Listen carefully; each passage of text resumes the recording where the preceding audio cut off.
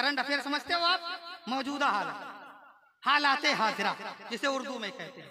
सुनो, दुनिया में जब जर्मनी में हिटलर ने मारा, पीटा, तबाह बर्बाद किया तो चंद लोग बचे।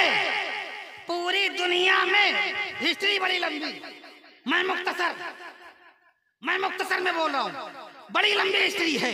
जब मारा गया, किसी मुल्क ने पनाह नहीं दिया।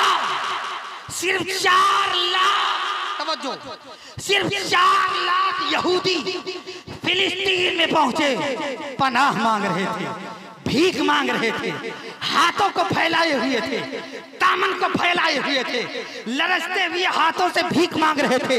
ठहरने की जगह दे दो, रहने की जगह दे दो, ठहरने के लिए जगह दे दो, सर छुपाने के लिए जगह दे दो, बच्चों को पालने के लिए जगह दे दो। अब जिन लोगों ने अपने कुशादा दामनी का इजहार करते हुए कह दिया हम इस्लाम के मानने वाले हैं, हम किसी को तबाह बर्बाद बेकस नहीं देख सकते, आओ हम तुम्हें ठिकाना देते हैं, आओ हम तुम्हें घर देते हैं, आओ हम तुम्हें जमीनें देते हैं, आओ हम तुम्हें मकान देते हैं, आओ खेती के लिए हम जमीनें देते हैं, आओ कारोबार के लिए हम दुकानें देते हैं, आओ पढ़ने के लिए हम स्कूल देते हैं। वही 4 लाख बढ़ते बढ़ते बढ़ते बढ़ते कई लाख तक पहुंचे, मगर जैसे ही आबादी बढ़ती चली जा रही है, नियत बदलती चली जा रही है, जैसे जैसे तालीम बढ़ती चली जा रही है, नियत बदलती चली जा रही है, यहाँ तक कि जिनको हमने अपने घर में बना दिया था, बेईमानी इतनी बढ़ी कि हमारे घर पे कब्जा। क्या बात है, समझ रहे हो कि नहीं समझ रहे हो? बात समझ में आ रही है? पीछे वाले भाइयों को समझ में आ रही है मैं क्या कह रहा हूँ? हिस्ट्री बड़ा बता रहा हूँ, तारीख इस्लाम बता रहा हूँ, अपने इस्लाम की जिंदगी बता रहा हूँ। इस्लाम हम तक कैसे पहुंचा, ये पैगाम मैं आप तक पहुंचा रहा हूँ। ये बम, ये रॉकेट, ये मिसाइल, ये हथगोले, ये बंदूक की आवाजें जो आप टेलीविजन पर सुनते हो, इसका सबब बुनियादी वजह क्या है? ज़ैनुलाब्दीन अमजदी से चंद जुमलों में सुन। बुनियादी वजह यही है और कुछ भी नहीं। अरे सुनो, अब सुनो मिसाल। एक वक्त था जब अमेरिका पर इंग्लैंड काबिज था, इंग्लैंड, ब्रिटेन, बर्तानिया, इंग्लैंड जो काबिज था, कहाँ? अमेरिका। एक वक्त था यही इंग्लैंड काबिज था, कहाँ? हमारे ऊपर, सही, हमारे मुल्क पर। अब तवज्जो चाहता हूँ, मुझे जो वक्त दिया गया था वो वक्त तकरीबन पूरा हुआ, इसलिए मैं अपनी बात पूरी कर रहा हूँ। सुनो, जब आप हमारे घर पर कब्जा किया आपने, हम भगाने लगे, तो आप मुझे चोर बता रहे हो, बेईमान बता रहे हो? सही, तवज्जो चाहता हूं। अमेरिका में इंग्लैंड काबिज, जब अमेरिकियों की गैरत जोश में आई, अंग्रेजों को भगाने लगे, तो उन्हीं अंग्रेजों ने गलत कहा था अमेरिकियों।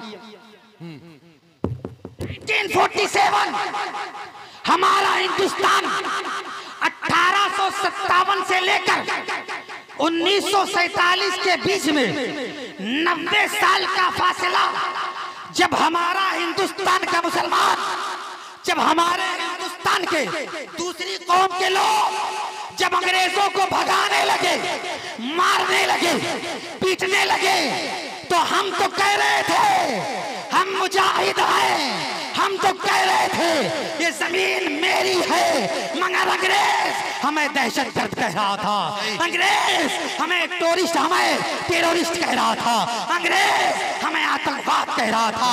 आज फिलिस्तीनियों पर कब्जा इजराइल का, इसराइली का, यहूदियों का जब वही फिलिस्तीनी भगाने की कोशिश कर रहे हैं तो ऐलान करता है पूरी दुनिया में, यहाँ कुछ टेररिस्ट आ गए हैं, यहाँ आतंकवाद आ गए हैं, यहाँ दहशतगर्द आ गए हैं, यहाँ कट्टरपंथी आ गए हैं जो हमको भगाना चाहते हैं। मैं कुछ नहीं कहता, मैं सिर्फ अपने अल्लाह से कहता हूँ, ऐ परवरदिगार आलम, ऐ मेरे अल्लाह, ऐ खालिक हकीकी, मस्जिद अक्सा पर जिन लोगों ने नाजायज कब्जा किया था उन्हें बर्बाद कर दे।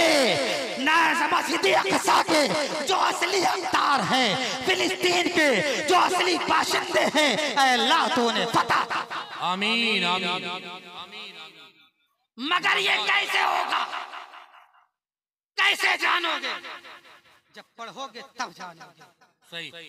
13 साल का नौजवान पंचर की दुकान, 15 साल का नौजवान केले की दुकान, 18 साल से पहले पहले बंबई में पीओपी, 18 साल पूरा,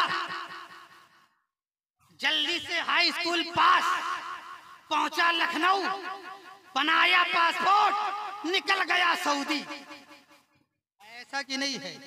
जाहिल, जिंदगी भर जाहिल रहा। अरे सुन, तो बंबई भेजना चाहता है, ये गलत नहीं है।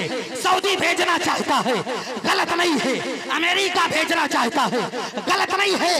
मगर पहले पढ़ा दे, पढ़ा दे, पढ़ा दे, लिखा दे, तब तू जहां चाहे भेज। इसलिए कि सऊदी के भी कंपनियों का जायजा ले लीजिए। चाहे एक कमरे में, एक हाल में 100 लेबर काम करते हैं, सबकी तनख्वाह बराबर है, सबका ओहदा बराबर है, सबकी तनख्वाहें बराबर हैं, सबका काम बराबर है, सबको एक साथ लेटना है, सबको एक साथ उठना है, सबको काम पे एक ही वक्त में जाना है, सबको खाना एक ही वक्त खाना है, सबको छुट्टी एक वक्त मिलेगी, सबका ओहदा बराबर। मगर बिरादरान मिल्लत इस्लामिया, उन 100 लेबरों में अगर आप तहकीकी नजर से देखो तो जो 2-4 यहाँ से पढ़ के गए हैं, उन 100 में उन 2-4 का मर्तबा ऊंचा, उन 2-4 का मर्तबा ऊंचा है। लिहाजा ऐ मेरी कौम के गयूर मुसलमानों, ऐ हमारे इस्लामी भाइयों, अपने बच्चों को पढ़ाओ, पढ़ाओ, पढ़ाओ। और ये ना सोचो नौकरी मिलेगी कि नहीं।